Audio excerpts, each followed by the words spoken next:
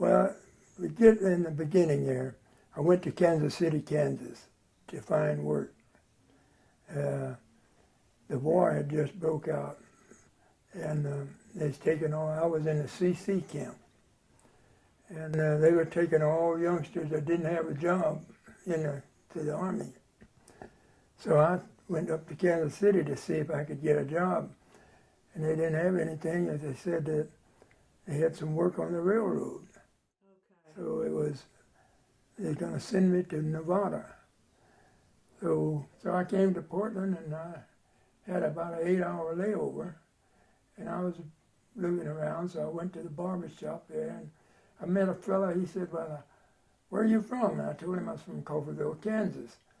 So he said, well, I know a guy from Coffeyville, Kansas. And I asked him what was his name, and he used to be a neighbor of mine. Wow. So he took me over and got acquainted with him over again, and he said, you can't go back home with the little money that you just got, because I was only making 35 cents an hour.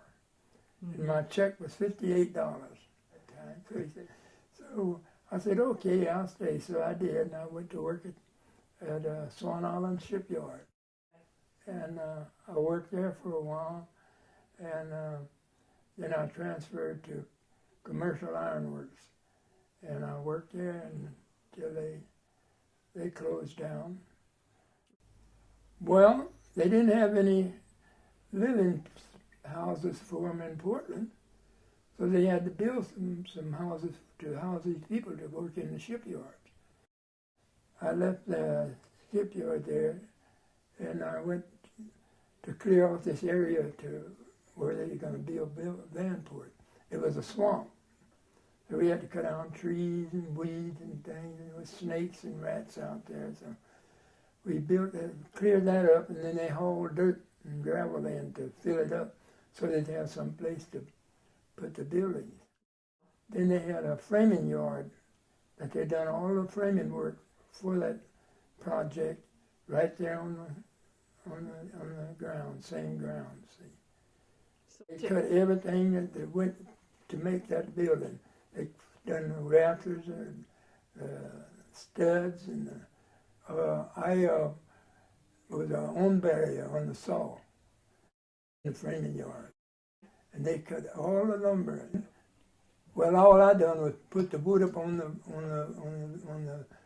the rail there where the saw would saw them out. See, the apartments were all built there, and people moved in.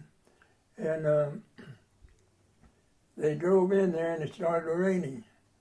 So, and when it did happen, there's only one way in and one way out of Vanport. That's from Interstate Avenue. Because I wasn't aware of how bad the situation was.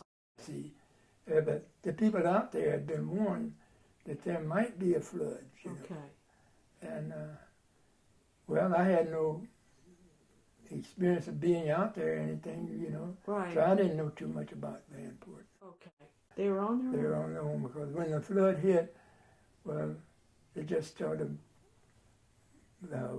pushing those buildings off the foundation and floating over them.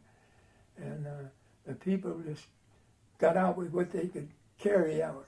And a lot of them they couldn't drive their cars out. They had to walk out because the water was rushing in so fast, you know. Yeah. And I tried to get out there to see what was happening like everybody else, and they were blocking the way for the people to get out. Okay. So I wanted to see what was happening, and that was on a Sunday. So this wrecking yard had an amphib duct. So Western Wax Paper Company, and I drove the duck out there. I was out there that Monday. I was out there all over the Vanport there.